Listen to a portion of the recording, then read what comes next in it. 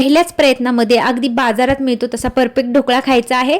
चला तर मग व्हिडिओ आपण चालू करूया. तर सर्वात आधी एक ग्लास पाणी घ्यायचं आहे. त्यामध्ये मीठ, साखर, ड्राय इस्ट आणि अर्धा चम्मच हळद टाकायची आहे. आता हे सर्व फेटून घ्यायचं आहे आणि त्यामध्ये आपल्याला बेसन पीठ टाकायचं आहे. तर 1.5 वाटी बेसन पीठ आपण घेणार आहोत. 1 वाटी मी टाकलेलं आहे. 1 वाटी मी थोडा अंदाज घेऊन टाकणार आहे.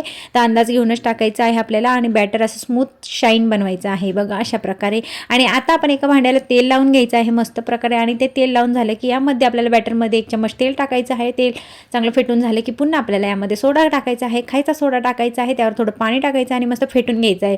लगेच इन्स्टंट आपल्याला वेळ न घालवता हे बॅटर भांड्यामध्ये टाकून मस्त उकळायला ठेवून द्यायचं आहे. उकळून झालं की 20 मिनिटांमध्ये आपला स्पॉन्जी असा ढोका तयार होणार आहे. आता आपण फोडणीसाठी इथं मोहरी, मिरच्या, कढीपत्ता याची फोडणी दिलेली आहे. त्यामध्ये पाणी, लिंबाचा रस, साखर, मीठ टाकून मस्त ह्याला उकळून द्यायचं आहे 1 मिनिटासाठी आणि नंतर गरम गरम बॅटर आपण ढोक्यावरती टाकणार आहोत. ढोकळा आपला रेडी झालेला आहे.